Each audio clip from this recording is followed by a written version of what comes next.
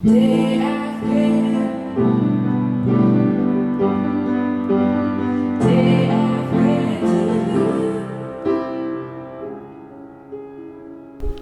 voudrez-vous bien vous présenter?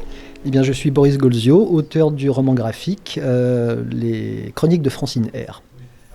J'ai donc développé le trait qui me paraissait le plus adapté à ce type de sujet, étant donné qu'on peut facilement briller, c'est-à-dire faire le plus beau possible avec ce type de sujet, un merveilleux noir et blanc, ce sur quoi j'étais parti au départ, et puis je me suis dit quand même que le principal, c'est de transmettre le témoignage, que tout le monde, le plus de monde possible, puisse le lire, parce que des témoignages comme ça, il y en a beaucoup qui sont enregistrés, qui sont à disposition. Il y en a à Neuengamme, au camp, au mémorial.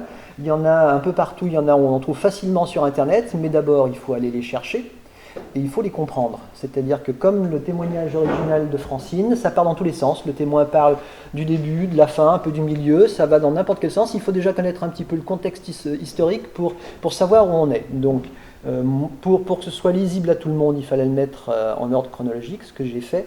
Et il fallait un dessin qui s'efface le plus possible pour que le témoignage soit au plus proche de ce que j'ai enregistré moi. C'est aussi une raison pour laquelle le texte, c'est pas un texte écrit, c'est le texte, c'est l'enregistrement de Francine. Je n'ai pas rajouté de mots, je n'ai pas rajouté de scènes, j'ai pris son témoignage brut, j'ai enlevé les redondances, parce qu'il y a forcément des choses qui reviennent plusieurs fois, et j'ai gardé son langage, ce qui fait que la syntaxe est une syntaxe orale, et pas une syntaxe écrite. Ça surprend certains lecteurs au début, mais on s'y fait très bien après. Et les élèves qui ont des problèmes avec la syntaxe sont très contents en fait. Dans votre roman, vous racontez l'histoire de Francine R. Comment est-ce que vous l'avez rencontrée ou comment êtes-vous rentré en contact? Alors c'est elle qui est entrée en contact avec moi un soir sur un répondeur téléphonique. Et toute l'histoire a commencé sur un répondeur téléphonique. Et donc vos familles sont connectées, c'est ça? Alors c'est une lointaine cousine, c'est une cousine germaine de ma grand-mère paternelle. Voilà, donc nous avons en commun, si je ne me trompe pas, des arrière-grands-parents. Et c'était comment pour vous de un peu savoir plus d'histoire de votre famille, peut-être?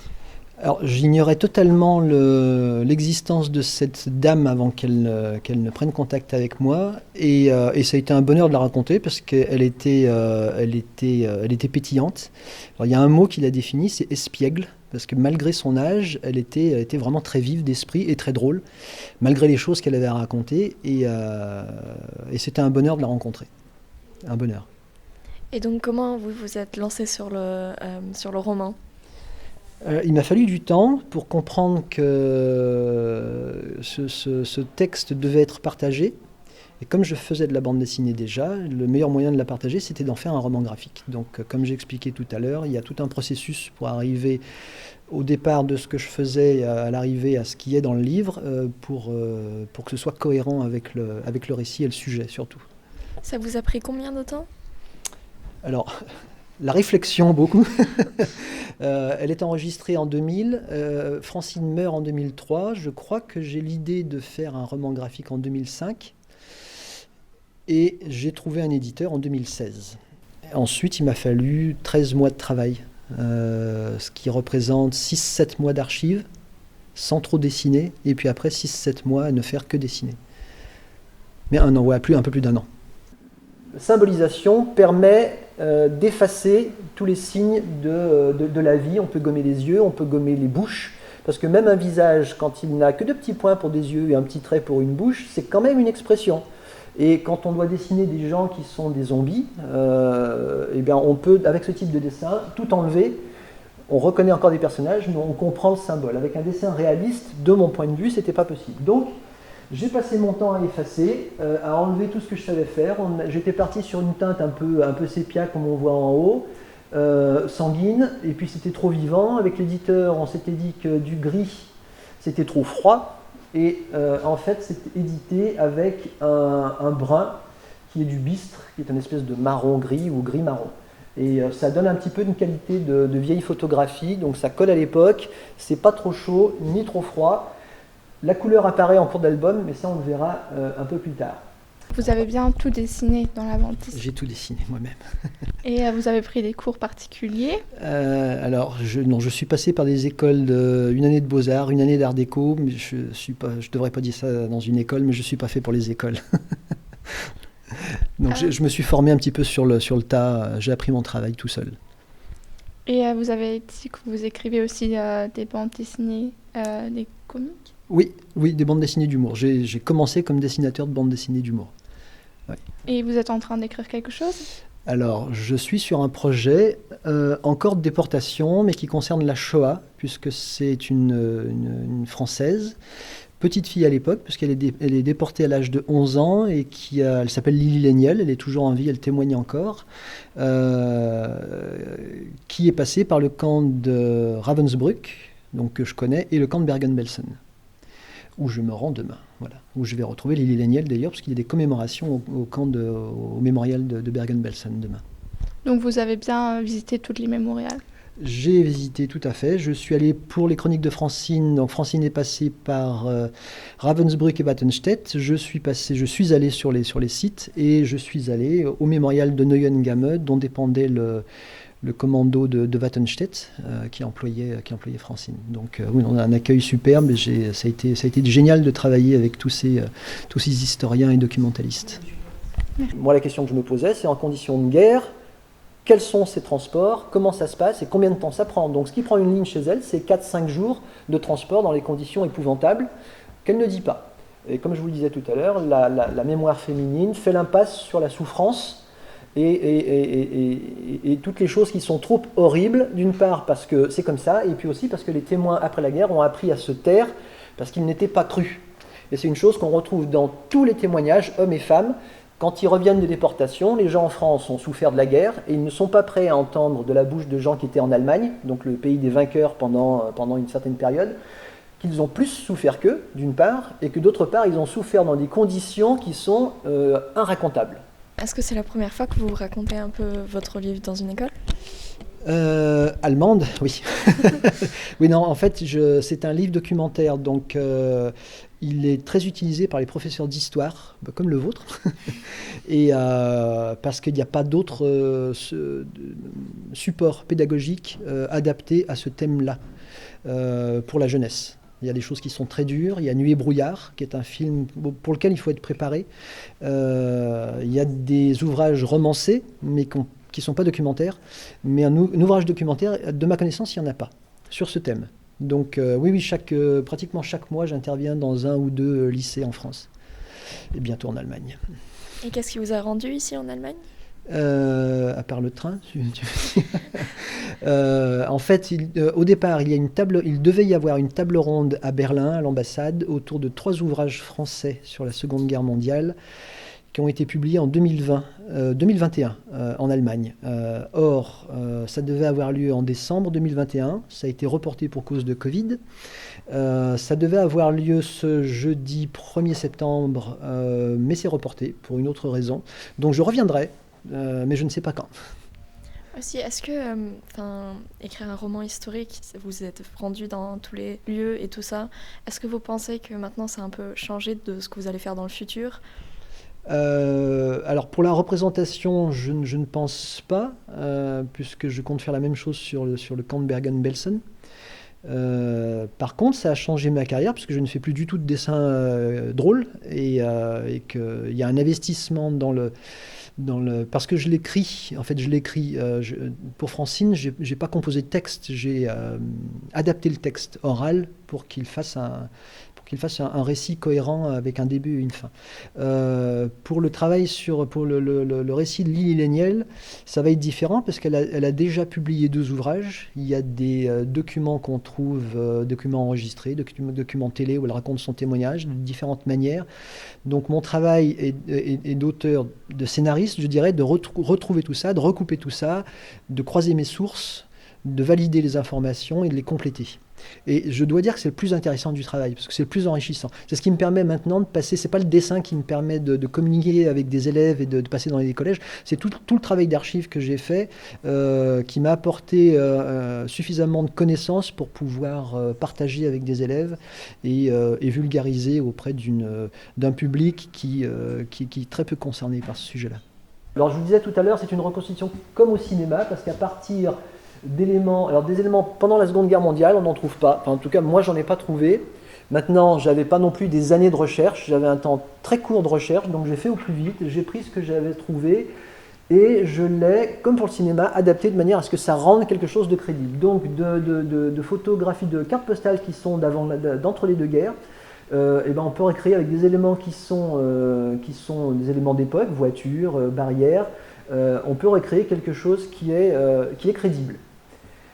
Et donc vous êtes bien allé voir tous les lieux que vous avez cités, même les gares et tout? Alors les gares, vous avez vu tout à l'heure tout le parcours, j'ai pas fait toutes les gares parce que ça m'aurait pris longtemps, mais sur la fin du trajet, oui.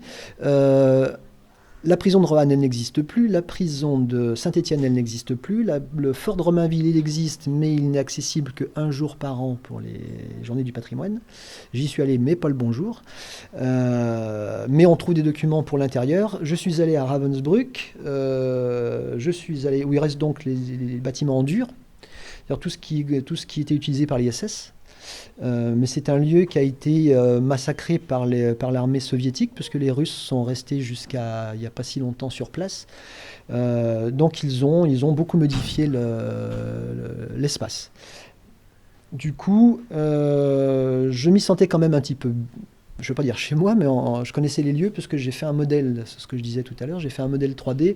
Donc les lieux, je les situe très bien. À Wattenstedt, c'était encore plus utile d'avoir fait ça parce qu'il ne reste rien. Il y a juste une stèle commémorative et puis pour le reste, ce sont des monticules, des gravats industriels sur lesquels on peut monter. J'ai fait une photo où on voit les industries qui permettent de... J'ai dû passer un petit peu vite tout à l'heure sur le PDF, mais j'ai fait une photo où on voit les usines où se rendait Francine, qui est à 1 kilomètre du camp. En 1944, on ne voyait pas, on était au niveau du sol. Donc oui, je suis allé partout où Francine est allée. Sauf en Suède, parce que je n'avais pas les moyens pour ça. Et vous avez eu quel sentiment en écrivant cette bande dessinée ?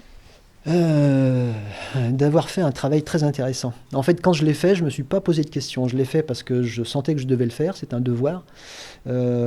Parce que, encore une fois, j'ai dit ça tout à l'heure, des témoignages, on en trouve très facilement.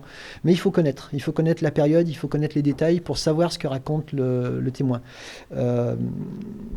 Avec ce que j'avais acquis dans les archives et en lecture, j'ai pu mettre ça en ordre chronologique et le rendre abordable par n'importe quel public. Ma fille, quand elle l'a lu, avait 10 ans, donc ça lui a permis, ça ne l'a pas choquée, elle a posé des questions, donc c'est intéressant.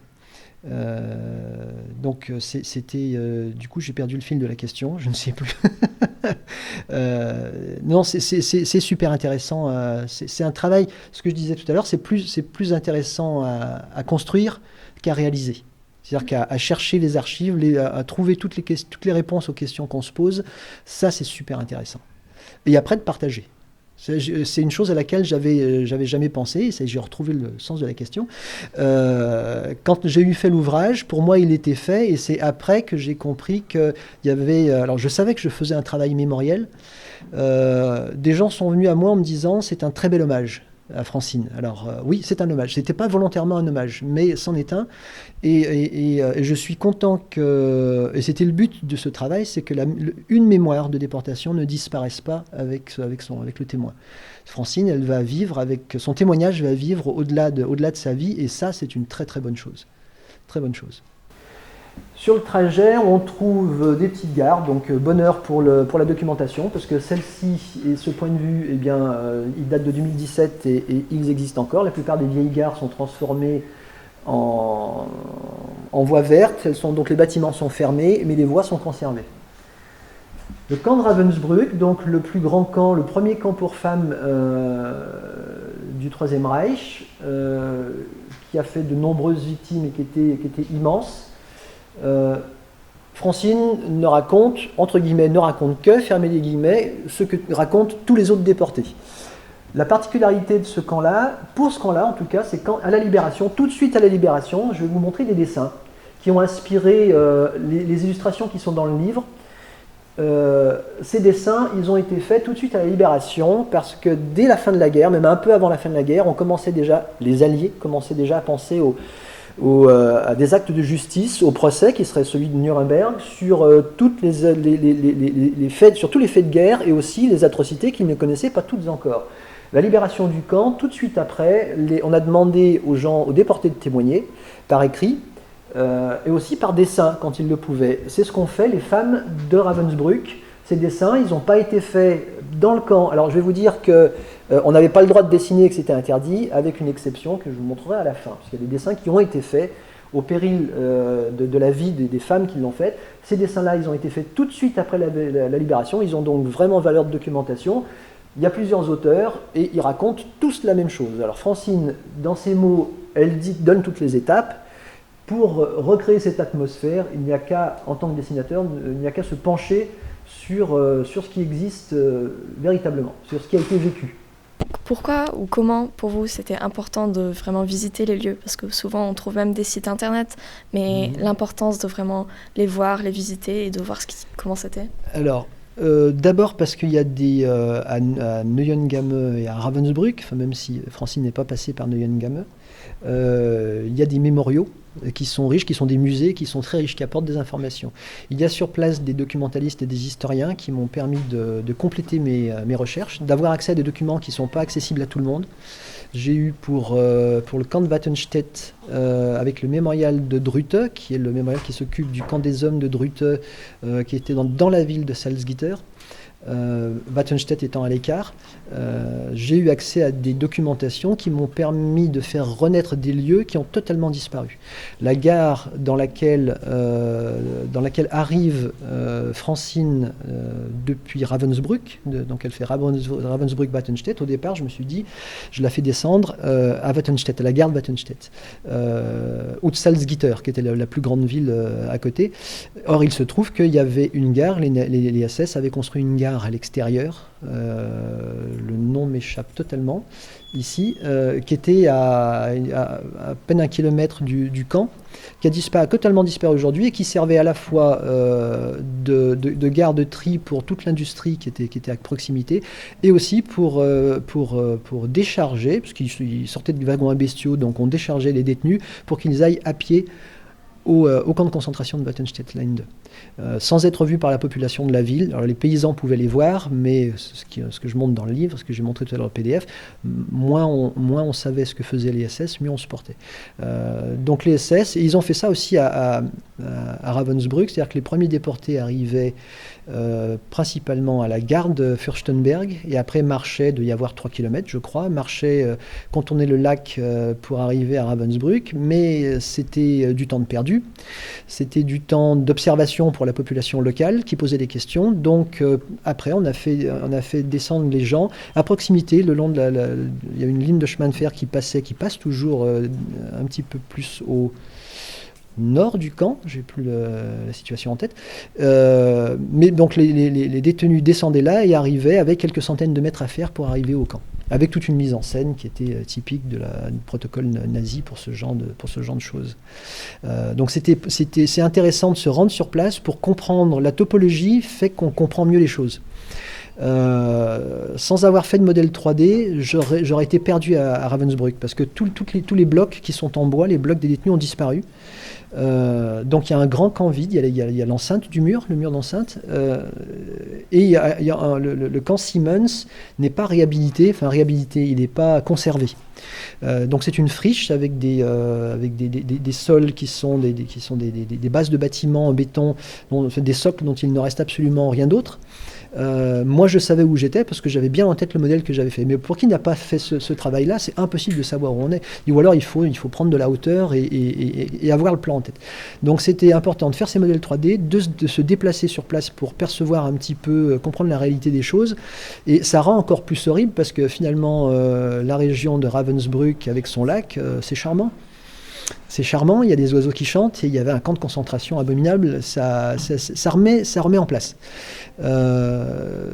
Bergen-Belsen, où j'irai demain, c'est pareil, ça a été brûlé parce que la condition sanitaire à la libération était telle que le seul moyen de s'en sortir pour les Anglais, c'était de brûler le camp. Donc le camp a été brûlé.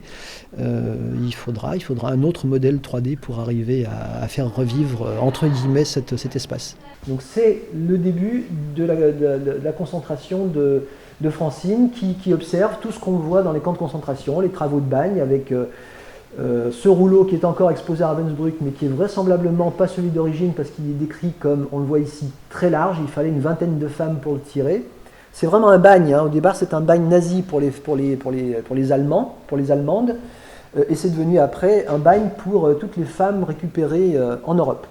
Ça vous plaît plus de faire des bandes dessinées d'humour ou historiques? C'est pas du tout la même chose. C'est rigolo de faire une bande dessinée d'humour. On voyage moins physiquement et puis dans la tête. Auteur d'humour, tel que je le pratiquais moi en tout cas, c'est recevoir un scénario, être chez soi, recevoir un scénario, le dessiner et puis renvoyer sa page. C'est un artisanat.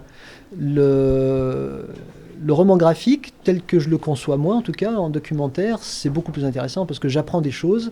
Alors, je ne suis pas resté très longtemps à l'école, je ne devrais pas le dire encore une fois, dans le sein d'une école, mais je ne suis pas resté très longtemps à l'école, mais j'aime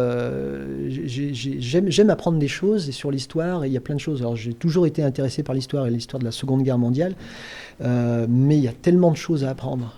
Et quand on va dans les archives, c'est ce que je disais un petit peu tout à l'heure aussi, c'est que dans les archives, on trouve des choses qu'on ne trouve pas dans tous les livres d'histoire, et c'est très très intéressant, très intéressant. Et on a l'impression de s'enrichir quand on le fait, et de pouvoir le partager après avec les étudiants, c'est bien. Quand j'ai fait le livre, je me suis jamais dit je vais intervenir dans les écoles. Les écoles m'ont appelé pour savoir si je pouvais intervenir. Je me suis posé la question de savoir si j'avais le droit de le faire, si j'étais légitime pour le faire, si je pouvais le faire. Et oui, j'ai acquis cette connaissance pour la partager avec un public.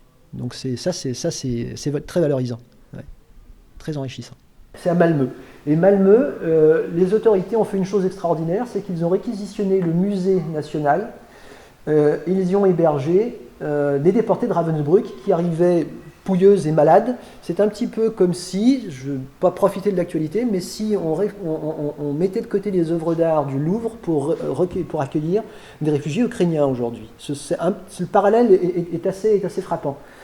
Sauf que l'état de ces femmes qui arrivent est quand même désastreux. Si Francine part à Göteborg, donc ça ce sont tous les papiers qu'on retrouve dans les archives qui montrent les différentes étapes de Francine en déportation et à sa libération. Par exemple, ça c'est le laissez-passer qui est édité par les autorités françaises en 1945 à Malmö pour son retour.